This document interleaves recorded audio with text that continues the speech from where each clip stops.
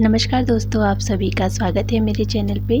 आज हम सुनेंगे मालती जोशी की कहानी इच्छाओं का अनंत आकाश।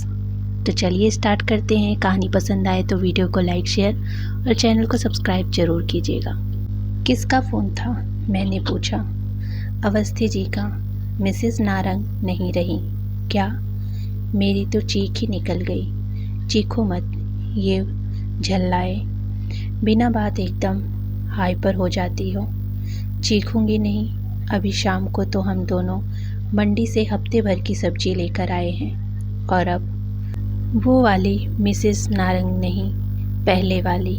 इन्होंने खुलासा किया तो मेरी उखड़ी सांसों में सम आई गई। मैंने कैले स्वर में कहा, पहले वाली के मरने जीने से हमें क्या मतलब है। ये अवस्थी जी न कभी कभी ज़्यादा ही सोशल बनने लगते हैं। उनका कोई कसूर नहीं है। नारंग साहब ने उन्हें फ़ोन करके सूचना दी है और घर पर बुलाया है। साथ ही मेरे लिए भी कहा है कि शर्मा जी को भी लेते आए। मैं चलूं? मैंने डरते डरते पूछा। देख लो, उनकी मिसेज आ रही हो तो तुम भी चली जाना। हम लोग अभी अभी खाना खाकर उठे थे अपनी पसंदीदा सीरियल देखने के लिए। मैं आजकल इन्हें जल्दी खिला देती हूँ। ये तो टीवी की डाइनिंग टेबल के सामने ही है, पर इन्हें खाना खाते समय टीवी देखना एकदम नापसंद है। कहते हैं तुम्हारा दिमाग और आंखें उसी में घुसी रहती है। न ढंग से खाती हो न खिलाती हो। वैसे भी खाना खाते समय रोना धोना, चीख पुकारे मुझे जरा भी अच्छी नहीं लगती। जल्दी जल्दी टेबल समेटते हुए मैं इनके बाहर जाने की प्रतीक्षा कर रही थी। एक एक क्षण मुझ पर भारी पड़ रहा था। कभी सोचती, जब टीवी नहीं था लोग अपना बुढ़ापा कैसे काटते होंगे। पर तब बुढ़ापा इतना एकाकी निस्संग थोड़े ही रहता था। तब बेटे बहुओं से, नाते पोते से भरा रहता होगा। राम नाम जपते तक की फुर्सत नहीं मिलती होगी। मैं टीवी का बटन ऑन करने जा ही रही थी कि फ़ोन बज उठा और फिर तो सारा मूड ही हवा हो गया। साड़ी बदल लूँ, मैं पूछने को हुई, पर फिर चुप लगा ली। शादी को इतने साल हो गए, पर अब तक मैं यह अंदाज़ा नहीं लगा पाती कि ये कब किस बात पर बिगड़ जाएंगे। गेट पर ताला डालते हुए देखा। अवस्थी लोग बगल वाले गेट पर खड़े हैं। शायद हमारी ही प्रतीक्षा कर रहे थे। ठीक तो है, ऐसे मौके पर अकेले जाने की हिम्मत नहीं पड़ती। कोई साथ हो तो अच्छा रहता है। यही तो असमंजस और भी ज़्यादा था। जिस औरत को कभी देखा न जाना नहीं, उसी के पुरसे में जाना पड़ रहा था। गेट पर पार कर बरामदे में पहुँचे। डरते डरते बेल का बटन दबाया। नारंग साहब शायद इंतजार ही कर रहे थे। दरवाज़ा फौरन खुल गया और वे हमें भीतर लिवा गए। भीतर अजब नज़ारा था। 3-4 लोग बैठे थे, पर सन्नाटा पसरा हुआ था। नारंग साहब ने समय जाया नहीं किया। उस स्तंभता को भंग करते हुए परिचय की औपचारिकताएं पूरी की। 2 उनके साले थे, एक साडू भाई और एक बुजुर्ग से सज्जन मामा ससुर थे। फिर हम लोगों की ओर मुखातिर होते हुए बोले, ये लोग पड़ोसी ही नहीं, मेरे परम मित्र भी हैं। मैं चाहता हूँ अपनी बात इनके सामने ही कहें। मैं अपना जवाब भी इन लोगों के सामने ही देना चाहता हूँ। पहले तो वे एक दूसरे का मुंह ताकते रहे। फिर एक ने गला साफ किया और कहना शुरू किया, पिछले रात सिकागो में मेरी दीदी का स्वर्गवास हो गया। कैंसर से पीड़ित थी। सौभाग्य से मेरे दोनों भांजे विनीत, सुमित, अमित समय में उनके पास ही थे। मृत्यु की सूचना देते हुए विनीत ने मुझे बताया था कि दीदी की इच्छा थी कि उनकी अर्थी इसी घर से उठे। सुहागन के पूरे साज श्रृंगार के साथ उठे। कुछ क्षण कमरे में घोर निस्तंभता छाई रही। फिर साढ़ू भाई ने कमान संभाली। हम लोग इसलिए भाई साहब से रिक्वेस्ट करने आए हैं। आप लोगों के बीच जो कुछ हुआ वह अच्छा नहीं हुआ था, हम मानते हैं, पर इस समय वह सब कुछ भुला देना ही श्रेयस्कर है। मरने वाले की इच्छा का मान रखना पड़ता है।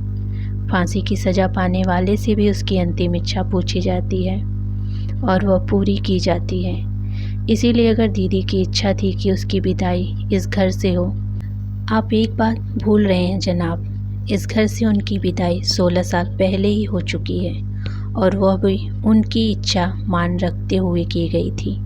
वह घर से विदाई थी, अब वे दुनिया से विदा हो रही हैं। दोनों बातों में फ़र्क तो है। फिर बच्चे चाहते हैं कि माँ की अंतिम इच्छा ज़रूर पूरी हो, साले साहब बोले। यह बात मुझे बच्चे भी तो कह सकते थे। इतने सालों के अंतराल के बाद उनकी हिम्मत नहीं पड़ी होगी। हिम्मत कैसे पड़ेगी? 16 सालों में एक बार भी फ़ोन नहीं किया। मेरे ही पैसों पर पलेते रहे, पढ़ते रहे, पर कभी अपना रिज़ल्ट बताने तक की जहमत नहीं उठाई। विदेश जाने से पहले मिलना ज़रूरी नहीं समझा, यहाँ तक कि उनकी शादी की खबर भी मुझे औरों से मिली। इसके बाद वे मुझसे बात करने की हिम्मत कैसे जुटा सकते हैं? मुझे तो खुशी है कि वे इतने बेगैरत नहीं हैं। जीजा जी प्लीज़ अब ये सब भूल जाइए। यही ना, ये मेरे दोनों परम मित्र यहाँ बैठे हैं। मैं इन्हीं से पूछना चाहूँगा, ईमानदारी से अपनी राय दीजिएगा। जो औरत बरसों पहले लड़ झगड़ कर अपने बच्चे लेकर यहाँ से चली गई थी, उसे मरने के बाद ही सही दोबारा इस घर में आने का क्या अधिकार है? नारंग साहब की आंखें हम लोग पर टिकी हुई थी। उन आँखों में प्रश्न तो था ही, पर एक आक्रोश भी था, आग भी थी, बेहद एकाकीपन भी था। पहली बार मुझे कमरे में मिसेस नारंग की अनुपस्थिति का भान हुआ। मैं सोच ही रही थी इस समय उन्होंने अपने आप को किस कमरे में बंद किया होगा। कानों पर हाथ दिए वे वहाँ छुपी बैठी होंगी। आप लोग कुछ तो बोलिए। लंबी प्रतीक्षा के बाद मिसेस नारंग ने कहा। हम लोग ने सिर उठाया। अवस्थी जी ने गला साफ किया और बोले, नारंग साहब, अगर आप इजाज़त दें तो मैं इन लोगों से एक प्रश्न पूछना चाहूँगा। मिसेस नारंग ने स्वीकृति रोक्त में सिर हिला दिया। बोले, कुछ नहीं। अवस्थी जी फिर आंगुर तुर्कों में मुक्ताबित होकर बोले, मैं एक बहुत ही कड़वी बात कहने जा रहा हूँ और उसके लिए पहले से ही माफ़ी मांग लेता हूँ। भगवान हमारे नारंग साहब को लंबी उम्र दे, पर मान लीजिए बात ठीक इसके उलट होती, हमारे मित्र को कुछ हो जाता तो क्या आपकी दीदी अपने सुहाग के चिन्ह उतार देती, वगैरह ले लेती? उनकी बात पूरी भी नहीं हो पाई थी कि मिसेस नारंग उठकर भीतर चले गए। हम लोगों को तो जैसे सांप सूंघ गया। अवस्थी साहब, ये आप इन्होंने कहना चाहा पर चुप हो गए। सॉरी यार, उनका मतंब्य समझकर अवस्थी जी बोले, दरअसल जो मैं कहना चाहता था शायद ठीक से कह नहीं सका। थोड़ी देर बाद नारंग साहब भीतर से नमूदार हुए। उन्होंने हाथ में जरी वर्क वाला एक पर्स था, उसे साले को सौंपते हुए बोले, अभी अवस्थी जी ने सुहाग चिन्हों की बात की तो मुझे याद आ गया। मैडम जाते समय ये सारी चीज़ें मेरे मुंह पर फेंक कर चली गई थी। शादी की कोई याद, कोई चिन्ह वे अपने साथ नहीं रखना चाहती थी। अब मरने के बाद उन्हें सुहागन बनने का शौक चर्राया है, तो ये रख लो, अपनी बहन का मन भर कर श्रृंगार करना। पर जीजा जी, दीदी की इच्छा इस घर से विदा होने की थी, तो क्या तुम्हारी दीदी की इच्छा सर्वोपरि है? मेरी इच्छाओं का कोई मोल नहीं। क्या मृत्यु उसे सारों आरोपों से बरी कर देगा? वे अनगिनत पल जो मैंने अकेले गुजारे, उनका हिसाब कौन देगा? दो बेटों के होते हुए भी मैं निसंतान बुढ़ापा काट रहा हूँ। यह जवाबदेही किसकी है? भाई लोग तो इस आक्रामक रवैये से खौफ खाकर चुप हो गए थे, पर मामा जी बोल पड़े, बेटा तुम्हारी तरह वह भी अकेली थी और अंत तक अकेली ही रही। नहीं, वह कतई अकेली नहीं थी। नारंग साहब ने एक शब्द पर जोर देते हुए कहा, वह कतई अकेली नहीं थी। उसके बेटे उसके साथ थे और अंत तक थे। और अगर आपका इशारा मेरे दूसरे विवाह पर है तो जान लीजिए, अकेलापन भी कभी कभी बर्दाश्त से बाहर हो जाता है। आदमी उसे बांटने पर मजबूर हो जाता है। ऊपर बच्चे आपसे बात करें। साले ने एक अंतिम कोशिश की। उनका यह नो इतना स्पष्ट, इतना निर्णायक था कि उन लोगों ने फिर कोई बात नहीं की। चुपचाप सब उठ गए। शिष्टाचारवश हम लोग भी खड़े हो गए, पर उन्हें दरवाजे तक छोड़ने कोई नहीं गया। नारंग साहब भी नहीं गए। उनकी गाड़ी जब गेट पार करके चली गई तब तक हम लोग वैसे ही खड़े रहे, मौन, अविचल, जैसे किसी शोक सभा में श्रद्धांजलि दे रहे हों। सॉरी, नारक साहब ने दोनों मित्रों के कंधों पर हाथ रखते हुए कहा। सॉरी, आपको इतनी रात कष्ट दिया, पर उन लोगों को अकेले झेलने की हिम्मत मुझ में नहीं थी। सॉरी क्यों कह रहे हैं? यह तो आपका अधिकार है। आप जब चाहें निसंकोच हमें बुला भेजें, हम लोग हमेशा आपके साथ हैं। अच्छा, तो चलते हैं, टेक केयर। और हम लोगों ने भारी मन से अपने घर की राह ली। रात भर नींद नहीं आई। वह अनदेखी अजनबी औरत बार बार रूप बदलकर सपनों में आती रही। समझ में नहीं आ रहा था कि जिस घर को वो बरसों पहले छोड़ गई थी, उसके प्रति इतना मोह क्यों? जिस पति के लिए मन में इतना तिरस्कार था, उसके नाम से फिर मांग भरने की जिद क्यों? क्या यह प्रतिशोध था, कोई दूसरा तरीका, या किसी पछतावे की प्रक्रिया थी, या किसी मन के किसी कोने में अब भी पति के लिए प्रेम दुबका बैठा था? सच मानो एक मन का गुफा है, उसका ओर छोर नहीं पता। 8 साल पहले इस बंगले में आना हुआ था। यूँ भी बंगलों के अड़ोस पड़ोस नाम मात्र को होते हैं, यहाँ तो एकदम भी शून्य था। कई तरफ बाहर वाले बंगले में एक कंपनी का गेस्ट हाउस था। दाईं तरफ नारंग साहब रहते थे, जो तलाकशुदा थे। मुझे इतनी कोफ्त हुई कि बता नहीं सकती, लेकिन नारंग साहब के साथ इनकी अच्छी पटरी बैठ गई थी। दोनों रोज़ सुबह घूमने जाते, शाम को ब्रिज का खेल जमाते। वहीं अवस्थी जी से परिचय हुआ, जो 4-5 बंगले छोड़कर रहते थे। जब पुरुष वर्ग अपने खेल में मग्न होता, मिसेज अवस्थी अपनी बोरियत दूर करने मेरे पास आ जाती।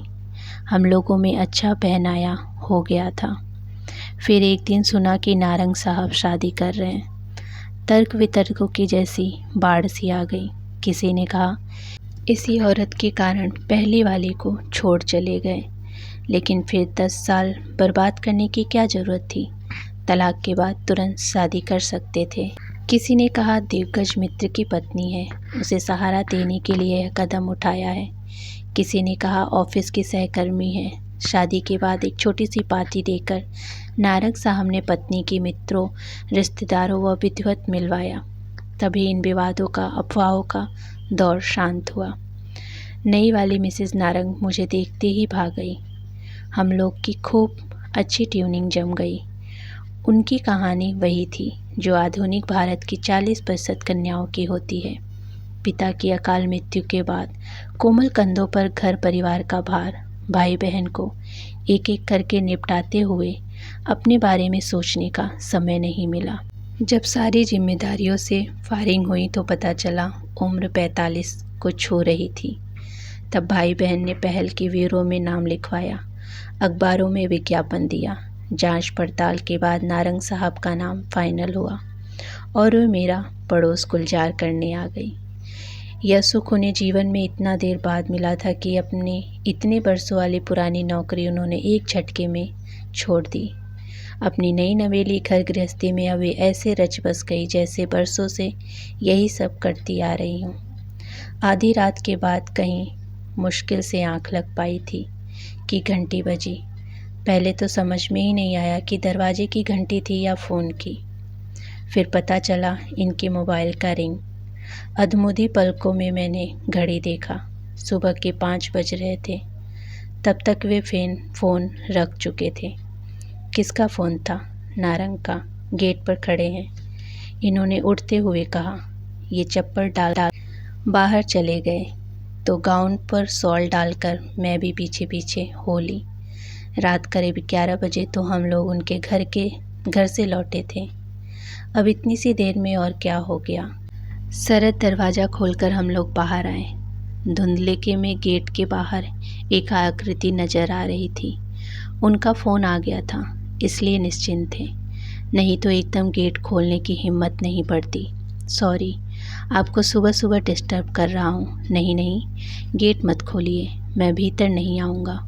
बस ये चाबी देने आया हूँ। चाबी किस लिए? बच्चे माँ को लेकर आ रहे हैं, शायद 9-10 बजे तक यहाँ पहुँचेंगे। पर आपने तो कल मना कर दिया था। हाँ, पर आधी रात के बाद मुंबई से बच्चों का फ़ोन आया। बरसों बाद उनकी आवाज़ सुनी, बरसों बाद उन्होंने कुछ मांगा था, मना नहीं कर सका। क्षण भर को वे चुप हो गए, शायद उनका गला भर आया था। पर तुरंत ही उन्होंने अपने को संभाल लिया और कहा, हम लोग 15-20 दिन के लिए बाहर जा रहे हैं। वे लोग अगर 13वीं भी यहाँ से करना चाहे तो कर सकते हैं। मतलब आप नहीं रहेंगे? नहीं, यह मेरा रहना जरूरी नहीं। अतिष्ठित में तथा और संस्कारों में बेटों की उपस्थिति जरूरी होती है, तो वे दोनों तो रहेंगे ही। कुछ क्षण चुप्पी छाई रही, फिर बोले, शर्मा जी, सबका कहना था कि मरने वालों की इच्छा का सम्मान करना चाहिए, सो कर रहा हूँ, पर उसके लिए किसी जाति जीवित व्यक्ति का मैं अपमान तो नहीं कर सकता। अच्छा, अब मैं चलूँगा। मिसेस गाड़ी में वेट कर रही हैं और चाबियाँ इन्हें सौंप कर वे चल पड़े। मैंने झांक कर देखा, उनके बंगले के सामने उनकी नीली शैडो उनकी प्रतीक्षा कर रही थी। मिसेस नारंग उसमें बैठी होंगी। अच्छा ही हुआ जो वे नीचे नहीं उतरी। इस समय उनका सामना करने की हिम्मत मुझ में नहीं थी। तो ये थी छोटी सी कहानी मालती जोशी की, इच्छाओं का अनंत आकाश। उम्मीद है कि कहानी आप सभी को पसंद आए। कहानी पसंद आए तो वीडियो को लाइक, शेयर और चैनल को सब्सक्राइब जरूर कीजिएगा। धन्यवाद।